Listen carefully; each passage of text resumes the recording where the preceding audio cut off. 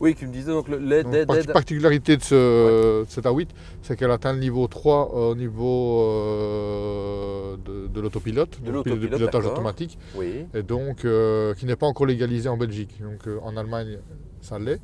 Donc elle fait quasiment tout, sauf je pense dépasser, changer de bande. D'accord, Ça donc ne le fait pas. elle est Mais carrément, tout le c'est carrément un reste, tout le assistant. reste, elle sait le faire. Donc on peut se passer des mains, je Oui, suppose. tout à fait. Et je pense pour le niveau 3, je pense qu'on peut se passer des mains et entre guillemets des yeux. Et donc le véhicule Oui. jusqu'à 60 km/h C'est ça. gère tout. Oui, c'est ça, tout à Donc fait. c'est Mais donc, effectivement on ne saura incroyable. pas le tester ici, vu qu'on est en Belgique et qu'on respecte toujours les lois en vigueur sur petits Oui. essais entre amis, mais Alors est-ce que le système est, oui, est-ce qu'il est validé en Belgique, ça je n'en sais pas. est-ce qu'il est actif? Voilà. ne sais Est-ce pas, que oui, oui. là, le système d'homologation ici en Belgique autorise-t-il, Ouais. disons que le véhicule soit livré, parce que c'est clair que alors, tout le monde l'essayerait. Dans les embouteillages pour se rendre à Bruxelles, il est clair que les gens n'hésiteraient pas à le brancher, ça je c'est ne sais certain. pas. Mais en tout cas, le véhicule est prêt, le jour où c'est légalisé, Tout à fait. on peut l'utiliser. Les chiffres exacts au niveau des dimensions, puisqu'on dit à peu près tout à l'heure, donc c'est 5,17 m Ah, j'avais raison. au niveau de la longueur, 5,30 m pour la version L, Ok. 1,95 m sur la largeur et 1,47 m de hauteur. Et le coffre il fait 505 litres, donc Un beau bébé. c'est déjà pas mal. Un beau bébé. Comme la série 7 qu'on a eu l'occasion d'essayer Oui. début d'année, c'est vraiment une vitrine technologique. Je pense que le but c'est vraiment d'amener tout ce qui est le plus toutes les technologies sur ce modèle-là qui va percoler sur le modèle, après sur la nouvelle oui. assise, puis ça va descendre, comme ça a été le cas, série 7, puis après on a retrouvé les mêmes systèmes sur la série 5 et autres, donc c'est vraiment la même philosophie. Mais maintenant, de nouveau, les trois constructeurs allemands, chacun ont sorti leur ébauche. Oui. BMW sa série 7, Mercedes sa classe S, et maintenant Audi avec son A8. Donc maintenant, ils sont revenus tous les trois dans la course au titre. Maintenant, j'aurais peut-être pu imaginer, je dirais, espérer que Audi, sortant en dernier, fasse preuve d'un peu plus d'audace, comme je te le disais tout à l'heure. Oui, voilà. J'aurais peut-être pensé, Audi, quand même, cette image technologique qui est associée à son nom. Je m'attendais peut-être à ce qu'Audi soit un peu plus audacieux, en tout cas, je veux dire, sur le style, et peut-être même au niveau de la technologie embarquée, puisque ici, ils sont remis à niveau. Ils sont remis à niveau, c'est ce qu'on trouve chez Range Rover. La nouveauté, c'est vrai que je me disais quelle est la nouveauté par rapport aux autres, c'est le système d'autopilote. Tout à fait. Malheureusement, il n'est pas homologué en Belgique, mais pour d'autres pays, c'est quand même une belle avancée technologique. Pour le reste, ils se remettent à niveau, au niveau de toutes les aides à la conduite et autres. Donc ils reprennent un peu, par ce niveau 3 d'autopilote, ils reprennent un peu la course en tête. Absolument. Alors la configuration, c'est toujours quelque chose qui vous plaît aussi. Oui. Au niveau du prix de base, tu as regardé le prix de base? Je n'ai pas regardé, Joe, mais ce genre de voiture, à mon avis, on démarre à 87 500 pour la version diesel. Voilà, 87 500 pour la version diesel. Donc moi j'ai coché le pack Business Plus, donc qui comprend peinture métal, cuir, caméra, climatisation 4 zones, rétroviseur électrique. C'est vraiment on va dire la base sur ce type de voiture. Les jantes 20 pouces, comme on a ici. Donc oui, le pack Business c'est 8 000 €, les jantes 20 pouces 5 729 €. Les feux, il y a les feux LED comme j'ai dit tout à l'heure, et les feux LED Matrix laser, donc possibilité d'avoir les lasers. Donc, sur cette voiture, ce serait les LED alors. Ce sont les LED classiques. Bon, je me suis fait plaisir, j'ai mis les lasers à 5 983 €. Absolument. Le toit ouvrant comme on a ici, 1 923 €. Le système Bang & Olufsen, toujours difficile à dire, 7 762 € pour les mélomanes. Wow. Il y a une version inférieure, mais ça c'est la version haut de gamme. Et donc on arrive à un total de 117 854 €. Donc maintenant si on rajoute encore, parce que là je suis loin d'avoir coché toutes les options, mais si on rajoute, allez, comme celle-ci, comme elle est configurée, on a vu la config tout à l'heure, on est à plus de 130 000. 123 je pense. 123, ah oui. 123 000. 123 000. Donc on n'est pas loin, on n'est pas loin.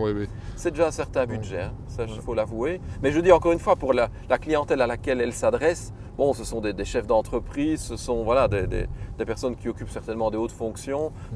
Pour eux, le prix est moins important que pour le commun des mortels. Donc le moteur, on l'a dit, V6 3 litres, 286 chevaux. J'avais juste. Couple maxi, 600 Nm.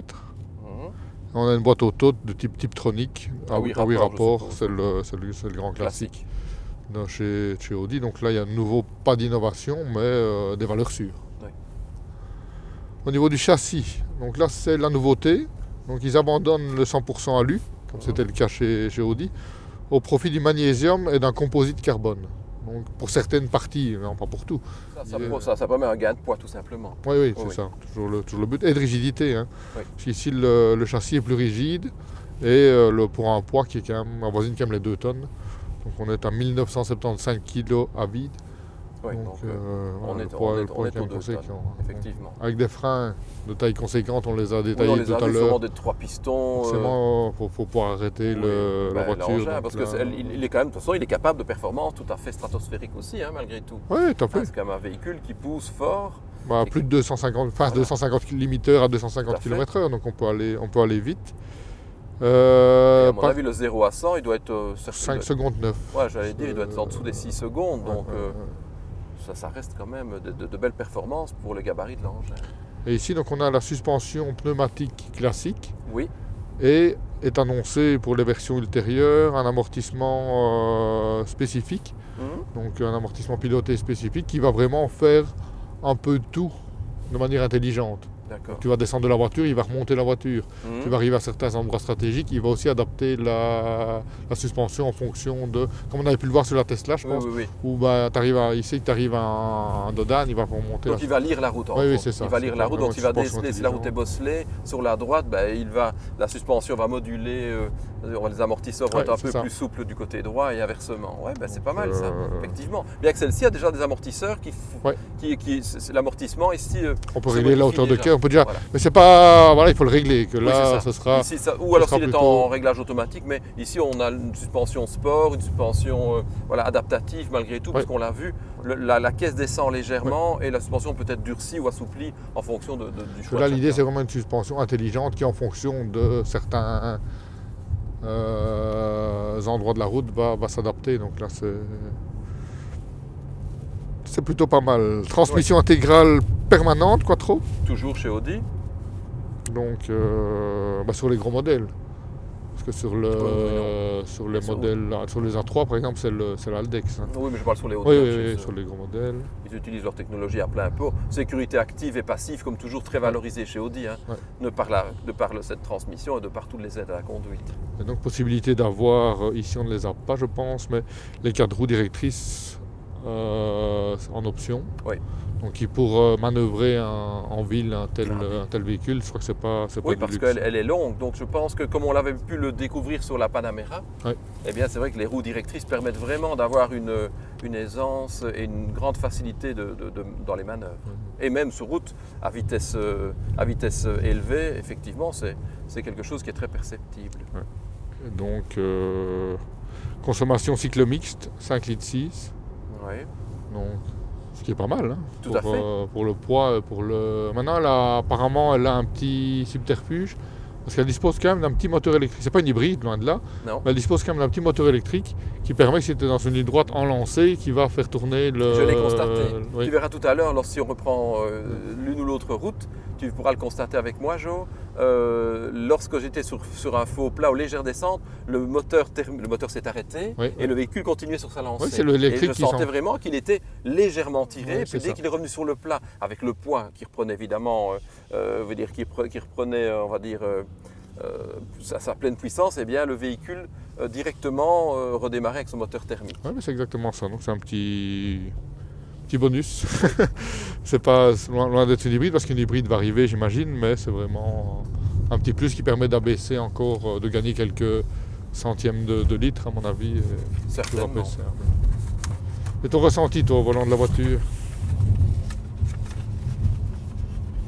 Ben ici, voilà, dans le cadre d'une balade, c'est vrai que voilà, c'est une aisance déconcertante. Hein. En passager, c'est le pied. Ah oui, en passager, c'est royal. Hein, on a la place, je sais pas, je touche pas le bout avec mes pieds. Non, c'est vrai que ces voitures, ça se conduit d'un seul doigt. Tu sens que tout est fait pour procurer un maximum de confort. En tout cas, rien à dire. Voilà, on sent que la voiture est bien née, qu'elle est bien suspendue, qu'elle est confortable et silencieuse. de ce point de vue-là, c'est absolument royal. Bon, alors cette A8, on va quand même la mettre un petit peu sur l'autoroute. Hein. Ben oui, écoute, c'est là qu'elle excelle normalement, donc on va le voir tout de suite. On va quand même vraiment la tester sur l'autoroute. Alors, dans cette deuxième partie, le deuxième commentaire sélectionné. Abonné. Donc voilà, et ici, il est de Azertiu. Je trouve qu'une Kia n'a pas la même renommée qu'une allemande. C'est vrai, ça, on l'a dit tout de suite. L'image n'y est pas, mais bon, le produit reste quand même très bien. Il manquait juste le blason. Voilà, au début de la vidéo, j'ai cru que c'était mon téléphone qui buguait. Non, en effet, on avait un peu omis pendant 4-5 secondes de brancher la deuxième caméra. Sinon, super vidéo, ben merci. Franchement, je remarque au fur et à mesure que vous sortez des vidéos que la qualité de celle-ci est en constante amélioration. Je trouve également que c'est d'ailleurs pour cela que je regarde vos vidéos, que vous avez une approche différente des voitures par rapport aux autres youtubeurs automobiles. Contrairement à d'autres, vous donnez votre avis de passionné tout en essayant d'être le plus objectif possible.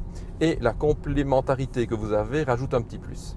Sinon, le style de cette Kia ne me plaît pas énormément car je trouve qu'elle n'est pas assez nerveuse. Super vidéo avec quadruple U. Merci pour tout le travail que vous fournissez et pour la passion que vous partagez. Écoute, voilà, Azertiu. Merci pour ton commentaire. Merci beaucoup, c'est le genre de commentaires. Voilà. Et je pense que la Kia, on en a reçu particulièrement beaucoup de ce calibre-là. Oui. On n'a pas dû, j'ai pas dû chercher beaucoup pour en trouver parce qu'ils étaient assez. Les vues n'ont pas été forcément. Non, on le savait. On savait que ce serait une voiture qui n'allait pas, on va dire, fédérer un nombre de vues importantes. Mais ce qui nous intéressait avec la Kia, c'était justement d'aller dans un produit qu'on n'aurait pas spontanément essayé. Voilà, c'était l'occasion de découvrir. Au niveau des likes et des commentaires, souvent positifs, oui. Ça a été plutôt pas mal. Donc voilà, écoute, comme on vient de le dire, c'est une voiture qui n'a pas le blason, mais qui mérite d'être découverte, puisque Joe en a parlé en plus. Lui, c'est un peu son coup de cœur parmi les différents essais de cette année. Et alors, bien sûr, ça nous fait plaisir que tu comprennes notre état d'esprit. On se veut la philosophie. Voilà, on se veut un échange d'amis qui essaient des voitures avec un certain détachement, si possible avec passion. Ce n'est pas toujours le cas suivant les voitures que l'on essaie, évidemment, puisqu'elles n'ont pas toute une fibre qui correspond à nos affinités. Mais voilà, ça nous fait plaisir de voir que tu nous retrouves sur ce terrain-là et nous t'en remercions. Et oui, on en reparlera tout à l'heure, mais oui, nous serons, je l'espère, au salon d'auto. Revenons à cette A8 parce qu'on est sur l'autoroute. Oui. Donc, nouveau silence de fonctionnement, ça reste la constante, confort. Oui. On en parlait tout à l'heure, voilà. Ici, on parlait de la conduite autonome, mais c'est vrai qu'ici en Belgique, les autoroutes sont fort fréquentées et ce ne sera pas une option pas évident parce facilement utilisable. On devrait souvent revenir en manuel. Voilà. Mais effectivement, ça s'y prête sans doute plus dans des pays comme les États-Unis, forcément, voire même en Allemagne. La Chine, les pays, certains sur le continent asiatique, il y a quand même des highways qui sont particulièrement larges, qui font 4 à 5 bandes et qui permettent, de rouler pendant des centaines de kilomètres avec une assistance, donc autopilote. Maintenant, ici, on est dans son salon. Oui. On est assis dans son salon, on pourrait faire beaucoup de kilomètres sans se fatiguer. Sûrement. Non, c'est vraiment absolument royal d'avoir ce type de confort. Ça, c'est franchement remarquable. C'est son espace, c'est l'autoroute. Pour son gabarit, pour son silence de fonctionnement, c'est là qu'elle excelle. On est pas mal comme ça. Écoute, c'est finalement la meilleure place dans ce genre de voiture. C'est malgré tout. Il ne manque plus que le chauffeur pour nous ramener chez nous. C'est vrai que c'est royal, c'est très confortable comme voiture. Je dois bien avouer. Ouais. C'est un peu notre conclusion. Mais oui. Et là, on va conclure. Et donc, c'est un peu une voiture de chauffeur, avec chauffeur. Une voiture avec chauffeur, ce qui ne font pas partie de nos choix prioritaires, évidemment. Parce qu'on aime, nous, être les chauffeurs. On aime être les chauffeurs.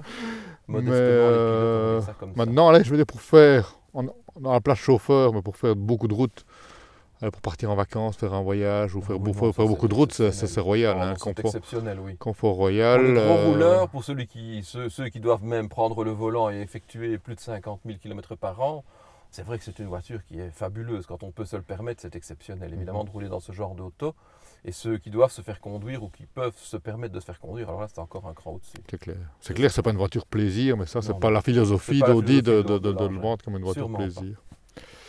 Donc, voilà, on arrive au terme de cet essai et de l'année. Oui, au terme de l'essai de l'Audi. Et d'une année d'essai. D'une année d'essai, oui. Et donc, qu'est-ce que tu retiendrais, toi, de notre année d'essai? Si tu devais retenir un ou deux essais qu'on a fait qui t'ont marqué cette année.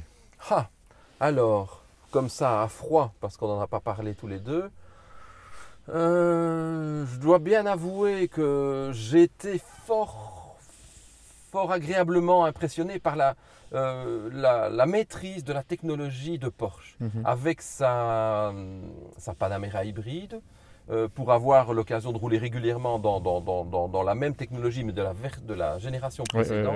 Je trouve que la nouvelle combinaison, donc avec le petit 2,9 litres, avec les échappements, on va dire, actifs, et la nouvelle technologie hybride est un mariage particulièrement réussi. Donc là, c'est une voiture qui m'a vraiment bluffé. Ça t'a plus séduit que la turbo? Parce qu'on a essayé les deux Panamera. Je me souviens, je t'ai vu plus enthousiaste sur la... Parce qu'elle était très réactive, parce qu'évidemment l'apport de l'électricité donne une poussée plus franche, et puis le côté écologique, économique, qui est parfaitement maîtrisé par Porsche, une autonomie beaucoup plus importante, et ce petit 2,9 litres qui donne vraiment totale satisfaction. Donc ça a été un de mes coups de cœur de la saison. Et dans les essais plus sportifs? Et dans les essais plus sportifs, ben moi qui aime les moteurs, j'avoue que le V8 AMG, que nous avons eu le plaisir d'essayer dans la C63 AMG S, je précise. Cabrio en plus. En cabrio en plus. Donc, on avait encore plus.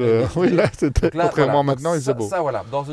Je dois avouer que elle est pour moi ce moteur, en tout cas. Voilà, c'est le moteur, cette voiture telle qu'elle est présentée, me laisse un beau souvenir. De hors-bord. De hors-bord, absolument, oui. Il glougloute, de inboard. Il glougloute, il pousse. C'est des moteurs qu'on ne retrouvera plus, à mon avis, dans quelques années. Donc, c'est clair. J'en profite. Plus rapidement qu'on ne pense, voilà. je pense. Et ça me laisse un agréable souvenir parce que je crois, comme je vous l'ai déjà dit, dans 3 à 5 ans, on n'aura plus ce genre de motorisation. Oui, on sera moins de 3 litres dans le plus gros cylindre. Oui, certains. On est déjà maintenant à des maximums de 3 litres. On l'a vu, hein, même avec des voitures ultra sportives. Et toi, Jo, tu en as une ou l'autre? Oui, je dois en citer. En tout cas, celle. Allez, 2, je t'en donne 2. Oui, celle que je n'attendais pas et qui m'a vraiment bluffé. Je devine, attends, laisse-moi deviner. Elle est assez récente, effectivement. C'est la Kia. Hein, c'est la Kia Stinger. Bluffé, la Stinger, avec ce dynamisme de conduite issu de chez BMW, qu'on retrouve avec des ingénieurs de chez BMW. Certainement. Le prix contenu par rapport à tout l'équipement qui est fourni, parce que dans les commentaires j'avais vu, oui mais c'est quand même cher, 46 000, oui mais il y a tout dedans, y compris l'Harman Kardon, donc on voit ici les systèmes audio, le prix qu'ils peuvent monter, complet, et puis les 7 ans de garantie, donc elle est vraiment en voiture de tous les jours, c'est vraiment pour moi, et puis l'esthétique était quand même, mis à part les petits appendices un petit peu discutables, mais la ligne est quand même originale, et je pense qu'on ne va pas en voir, en tout cas on en verra beaucoup moins que les séries 3 ou des Audi A4. Tout à fait, raisonnement cohérent et logique. Donc, tout à fait. Voilà. Et si je devais donner une sportive de tous nos essais, pour moi ce serait le TTRS. Le TTRS. Parce qu'il allie le côté compact, moi j'aime bien dans les sportives le côté compact, le moteur, parce qu'on a quand même le 5 cylindres qui va disparaître aussi, hein, c'est le dernier, il n'y a pas photo. Et le châssis avec le cadre motrice était clairement au rendez-vous au niveau efficacité, peut-être un petit peu moins au niveau vraiment plaisir, conduite, mais le moteur compense largement par rapport au plaisir. De tous les essais qu'on a fait, pour moi, ça reste celui qui m'a en tout cas le plus convaincu dans le sportif. Oui, d'accord, ok, d'accord. Le 5 cylindres est, voilà, moteur exceptionnel. Il a fait ses preuves, il a une... tu le vis tous les jours, toi. Voilà, j'ai la chance de rouler en RS3, vous le savez. Donc c'est vrai, non, là, le moteur est fabuleux. TTRS, c'est la fin. Un peu plus, voilà, un peu trop efficace, trop parfait. Voilà, c'est un petit peu ça pourquoi je ne l'ai pas cité tout à l'heure, mais je comprends, moteur fabuleux, châssis exceptionnel, efficacité redoutable. Je l'ai déjà dit, pour suivre une TTRS, à mon avis, il faut se lever tôt. Hein. Ouais, c'est clair. C'est clair. Et donc, on va vous demander à vous, vous qui avez suivi tous nos essais de l'année, lequel vous a le plus convaincu? Quel modèle vous a le plus convaincu? Donc, oui, ça peut être un SUV, le X3, effectivement, très bon SUV, un véhicule qui, à mon avis, va cartonner parce qu'il est bien né. Bon, est-ce que de votre côté, est-ce que sur les véhicules... Il y a beaucoup, il y a eu la RS5, la RS7. Mettez-nous en commentaire celui qui vous a le plus convaincu.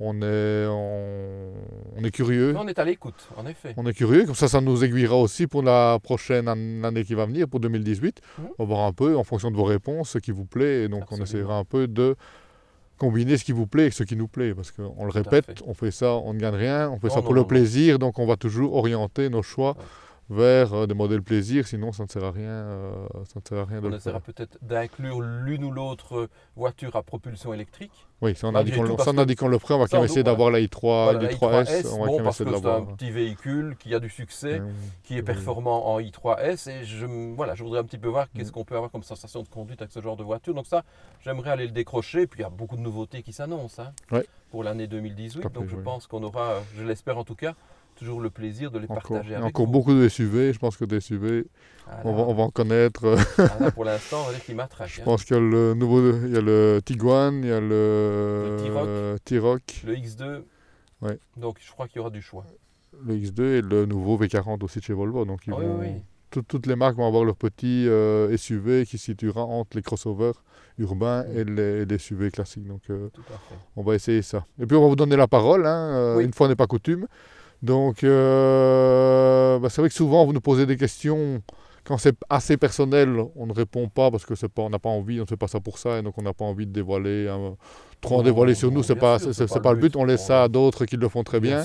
Mais par contre, si vous avez des questions à nous poser, donc dans le premier essai de l'année, on répondra, on va sélectionner quelques questions, mettez-les en commentaire, par exemple, quelle est ta première voiture, Bernard, ou des questions de ce type-là, et donc par rapport à ça, on se fera un plaisir d'y répondre, on fera une sélection, et on se fera un plaisir d'y répondre lors de notre première vidéo de l'année. Avec plaisir, en tout cas, on jouera le jeu, s'il y a des questions pertinentes, des questions qui tournent autour de l'automobile. Bien sûr, sur l'un ou l'autre produit qu'on a peut-être eu l'occasion d'essayer ou pour lequel on a peut-être des sensibilités particulières, on est d'accord de vous les faire partager avec nous. N'hésitez pas, donc en commentaire, vous mettez vos questions et on sélectionnera 3-4 questions qui nous semblent les plus pertinentes. Certainement. Et donc voilà, maintenant on n'a plus qu'à souhaiter les vœux à tous nos amis. Oui, on vous souhaite de passer de très belles fêtes de fin d'année. Un joyeux Noël. Un joyeux Noël. Profitez-en pour vous réunir, de voir les proches, les personnes qui vous tiennent à cœur. N'hésitez pas à donner un petit coup de fil à ceux que vous voyez un peu moins souvent. Je pense qu'il y en a qui sont parfois un peu isolés en cette période de fin d'année. Donc pensez-y aussi, je pense que c'est important. Et nous, on va faire une petite trêve. De toute façon, le temps ne permet pas, je vais dire, on l'a fait ici, mais le temps fait que c'est difficile de faire des vidéos avec un climat quand il pleut ou autre. C'est quand même un petit peu plus difficile. On ne sait pas essayer de sportif parce que les routes sont quand même pas les plus praticables. Donc on va quand même faire une petite pause et on se retrouvera.